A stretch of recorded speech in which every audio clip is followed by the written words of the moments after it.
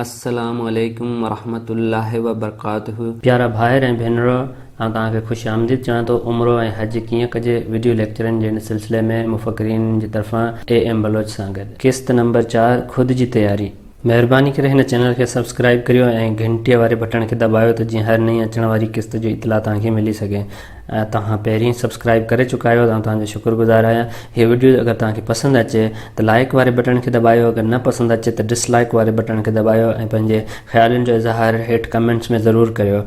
अचो हाणे हलूं था मेन क़िस्त जी तरफ़। हिन क़िस्त में असां ख़ुदि जी तयारी जे बारे में ॻाल्हाईंदासीं त तव्हां ख़ुदि खे हज ऐं उमिरि जे सफ़र जे लाइ कीअं तयारु कयो। पंहिंजा वार ठारायो, ॾाढ़ियुनि मुछनि वग़ैरह जो ख़त वग़ैरह करायो, जिस्म जे प्राइवेट हिसनि तां वार लाहियो, बगलनि वग़ैरह तां पंहिंजा नंहुं वग़ैरह कटायो, हथनि ऐं पेरनि जा मुकमल तरीक़े सां गुसल कयो ऐं उन खां पोइ पंहिंजा अहराम जा कपिड़ा पायो या पंहिंजा रोज़मर्रा जा कपिड़ा जीअं तव्हां चाहियो। तव्हां ते डिपेंड करे थो त तव्हां किथां पंहिंजो अहराम ॿधंदव। अगरि तव्हां जहाज़ में वञो था त आउं इहो मशवरो ॾींदुसि त तव्हां घर खां ई अहराम ॿधी निकिरो। एयरपोर्ट ते बि जॻहियूं ऐं वॉशरूम आहिनि जिते तव्हां अहराम ॿधी सघो था। वॉशरूम एतिरा साफ़ सुथरा न आहिनि हूंदा। तव्हां जहाज़ जे अंदरि बि अहराम ॿधी सघो। जहाज़ में बि मुश्किल थींदो छो त जहाज़ जो वॉशरूम तमामु नंढो हूंदो आहे, ॿियो त वरी रश बि तमामु घणो थींदो जहाज़ में।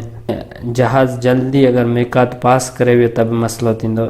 अगरि तव्हां इस्लामी मुल्कनि खां वञो पिया जीअं पाकिस्तान में PIA, सऊदी एयरलाइन, इमरत वग़ैरह, यकीननि तव्हांखे मिकात खां पहिरियां ई ख़बरदार कंदा। कुझु एयरलाइनूं शायदि न कनि ख़बरदार, करे तव्हांखे ख़ुदि ई ख़्यालु रखिणो पवंदो। ॾिसो त तव्हांजे लाइ कीअं आसानी आहे। तव्हांखे ख़बर हूंदी त सफ़ाई अधु ईमान आहे। तव्हां सोचो की तव्हांखे किथां अहराम ॿधणु खपे आसानीअ सां ऐं सफ़ाईअ सां। उन्हनि जे लाइ इहो आसानु आहे की उहे घर खां ई अहराम ॿधी अचनि आसानीअ सां, साफ़ सुथरे रहे, सफ़ाई सुथराई सां, ऐं उहो बिना कंहिं मुश्किलात जे हलिया वञनि।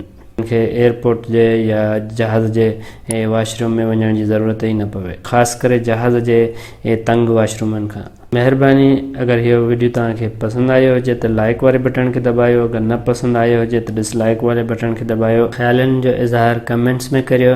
ऐं हा, अगरि तव्हां अञा ताईं चैनल खे सब्सक्राइब न कयो आहे त हाणे ई सब्सक्राइब कयो ऐं घंटीअ वारे बटण खे दॿायो त जीअं हर नई अचण वारी वीडियो जी तव्हांखे इतला मिली सघे। तव्हां पहिरीं सब्सक्राइब करे चुका आहियो त आउं तव्हांजो शुक्रगुज़ार आहियां। उमेद करियां थो तव्हांजो वक़्तु सुठो गुज़रंदो। अल्लाह हाफ़िज़।